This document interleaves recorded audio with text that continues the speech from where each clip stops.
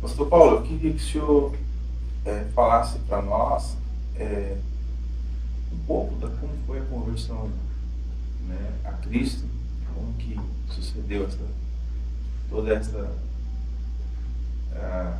toda a conversão mesmo, como que foi no início aí, contar pra gente. Olha, são já 45 anos passados, né? Então tem uma história para a gente contar assim. No dia 29 de abril de 79, eu tive um encontro com Jesus, ou melhor, ele me encontrou. Sim. Me achou nas drogas, na criminalidade. Eu vivia no Rio, nasci no Rio de Janeiro, criado no Rio. E ali me envolvi com as drogas com 11 anos, com ódio do meu pai. Eu desejava matar o meu pai porque eu odiava o meu pai.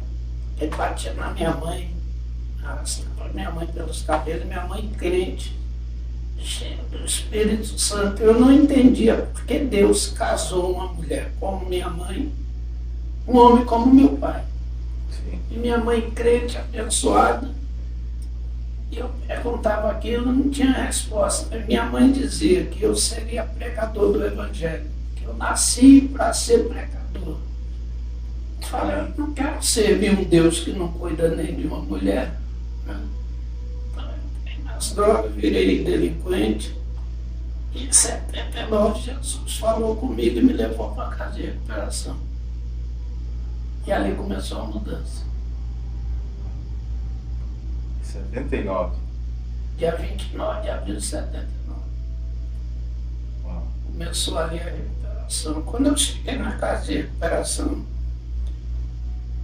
foi muito interessante porque um rapaz me chamou para orar e abriu uma porta, tinha uns caras com as cabeças raspadas, pastor, dando cabeçada no chão, dando glória a Deus, gritando. Meu Deus. Falei, isso é paranoia, lugar de maluco, não estou fora. Mas estou orando, falei, orando o quê, meu irmão? Fala uma língua que eu não entendo. Estou falando a língua do Espírito Santo. Falei, poxa, o Santo fala embolado pra caramba, não dá para entender nada. Mas ele insistiu, e em tanto insistir, eu comecei a falar Jesus da minha mãe. Tem misericórdia de mim, Jesus. Então, quando eu falei isso, ele chegou, colocou a mão na minha cabeça e falou, Paulo, eu sou Jesus da tua mãe. Eu te trouxe para aqui, eu te liberto das drogas, eu curo as tuas enfermidades, perdoo os teus pecados e você vai ser apóstolo, profeta entre as nações. E começou ali a se mover sobrenatural. Me deu a visão, vi o céu aberto, os anjos descendo e me batizaram no Espírito Santo. Aí eu fiquei cheio do Espírito Santo, a vida começou aí 45 anos atrás. Uma experiência, né? Sim, sim. E o início dessa caminhada sempre foi assim, muito espiritual, muito sobrenatural. No decorrer, fala um pouco para nós como, porque tem muita gente que tem curiosidade acerca dessa vida sobrenatural. E tem muita gente que nem sabe dessa vida sobrenatural. Tem muitos crentes, né? Muitas pessoas evangélicas que nem sabem o que é isso. Pastor, eu não sei o que é viver abaixo disso. Eu não tenho essa experiência da dúvida. Uau. Eu tenho a experiência do fato. Amém. Cristo chegou e fez e me levou. Amém. Eu conheço Cristo do sobrenatural para cima. Dúvida não existe no meu coração. Tudo que você falar a respeito do céu, eu acredito.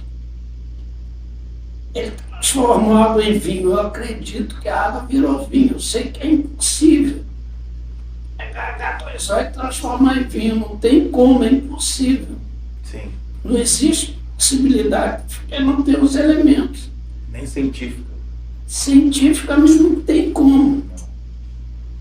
Você tem que quebrar os átomos, romper coisas, nêutrons, elétrons, prótons, quebrar tudo, remontar diferente, de forma diferente, para até produzir carbono, nitrogênio e outras água virar vinho é impossível. E eu creio. Eu também. Jesus andar em cima de água é impossível. Eu creio. Porque Ele é Deus. Sim. Então não existe assim, me abaixo aqui na face baixa da fé, eu não tenho essa experiência. Eu creio que Jesus é o que Ele é. Jesus. Sim. Então aí eu aprendi a viver, né? De repente Ele me arrebatar, me levar em lugares celestiais, né? Lugares que não tem como dizer, falar. Né? Abrir portal, entrar no reino celestial, entrar em campo de guerra, visão aberta, ver as guerras, combater guerra e sair vencedor. Então tudo eu já passei, tenho essa experiência. Mas uma coisa interessante que o senhor estava falando, que eu também tive algumas experiências com Cristo e no mundo espiritual. Mas a experiência que eu tive, e algumas pessoas têm dúvida nisso aí também, porque as pessoas pensam que a gente vê o mundo espiritual e as coisas acontecendo no mundo espiritual como a gente vê as coisas físicas, né? Eu gostaria que o senhor contasse um pouco disso aí para nós, porque a experiência que eu particularmente tive foram experiências no mundo espiritual, de ver coisas no mundo espiritual, demônios, anjos, mas é no campo da imaginação. Ele frutifica no campo da imaginação. E você vê aquilo como se fosse realmente nítido aos seus olhos, mas você nunca vai ver fisicamente como está vendo essa mesa. Você tem 3 modos de acessar, né? Sim. Você tem a revelação, é uma coisa, você revelar. Tem um demônio aqui, eu tenho um anjo aqui. Você não é, mas você foi revelado. Sim, exatamente. Então a revelação te dá a convicção do que está acontecendo no ambiente. Ou discernimento. Discernir que espírito, que ambiente é aquele, qual é a situação daquele indivíduo. Discernindo, não está vendo, mas está discernindo. E a visão aberta, que você vê o fato ocorrer. Você tem discernimento, revelação e visão para entender o mundo espiritual. Sim. No meu caso, eu trabalho mais com a visão aberta. Eu vejo os anjos, vejo os demônios, vejo o ambiente, vejo tudo. E os anjos que trabalham comigo, eles trabalham para limpar aquele ambiente, ou aquele indivíduo, aquele coletivo. Então a visão é aberta, o discernimento, a revelação. Essas 3 coisas você vê acontecer os fatos no mundo espiritual. Amém. Mas essas 3 etapas, elas são de etapas ou são como ferramentas? É ferramenta. Acho que um profeta tem que carregar as 3. Sim. O profeta, por obrigação, ele tem que ter discernimento. Sim. Por obrigação. O profeta sem discernimento é um desastre para a igreja. Ele não discerne. Ele está pregando ali, vem um peso, a igreja no sufoco. Ele tem que discernir, no mínimo discernir, que aonde ele está indo não está dando acesso. Eu tenho que mudar de rota. Exatamente. Uau, interessante isso. Mudar a pregação, mudar as coisas que estão ocorrendo, pelo menos por discernimento. Sim. Mas ele teria que carregar nele a revelação e a visão aberta, mas nem todo mundo tem visão aberta, mais discernimento e revelação. Sim. Se ele não tem a revelação do ambiente, ele não pode promover Deus no ambiente. Não tem como, cara. Se eu não revelo, eu estou carregando uma revelação, não é minha, de Deus.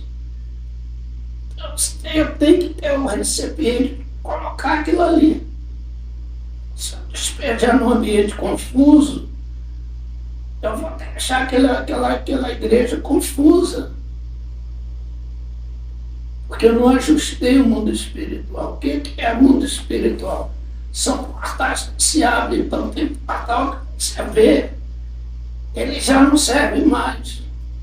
Você tem que fechar aquele portal. Tem outros portais que você vê, ele tem que ser corrigido. Para ele continuar emanando a glória de Deus.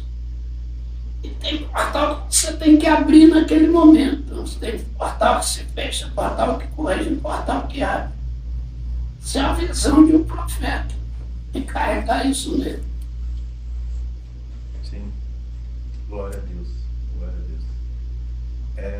Das experiências que o senhor teve aí, né? Tem algumas pessoas que estão perguntando. Conta para nós a experiência mais forte aí que o senhor pode compartilhar conosco. Cara, tem muitas coisas, né? Mas eu acho assim. Escolhendo uma, assim. Eu acho uma que eu entendo que foi assim, de grande relevância. Nas aldeias, as tribos indígenas aqui do Brasil, que eu trabalhei nos ribeirinhos, Sim. trabalhei da floresta com as tribos de índio. Mas eu cheguei numas tribos onde tinha chamado Menino Serpentes. Menino Serpentes. Eles nasciam, fazia 4, 5 anos, principalmente primogênito, caía no chão e não andava mais. Não enxergava, não ouvia, não falava e não andava. Braço colado aqui no chão, no lateral, peito no chão, ele andava igual serpente arrastando. Os lábios tudo comido pelo ácido gástrico, porque a língua dele girava em torno do ácido dos lábios.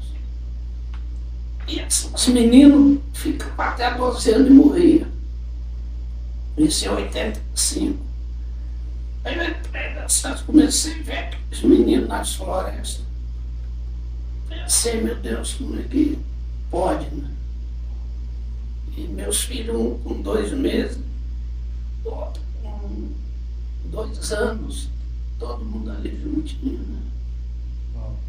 Eu pensei, meu Deus, meu filho vai pegar um negócio desse. Olhei eles, brindei eles, coloquei um anjo do lado deles, protegendo eles. E com 6 meses dentro das aldeias, um dia eu, um menino serpente, orei e ele andou. Eu estava no jejum longo, orei, quebrei a maldição, ele andou. Ele levantou 150 meninos, foi levantando na aldeia. E todos foram curados. Janeiro agora estive na aldeia, nunca mais, desde 85, nunca mais nasceu um serpente.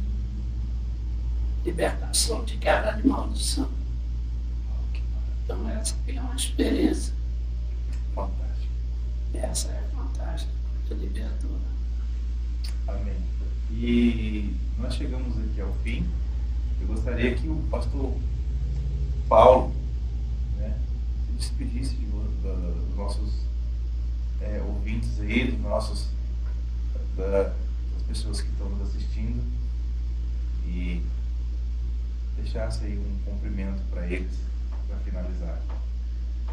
Agradeço a Deus por esse momento, nós estarmos juntos, conversarmos sobre essa de grande relevância, a nível de Jesus, a nível de mundo espiritual, a nível de igreja. É muito importante a gente estudar, pesquisar, analisar, porque hoje nós estamos vivendo um mundo muito confuso. Nós estamos um passo do arrebatamento da igreja.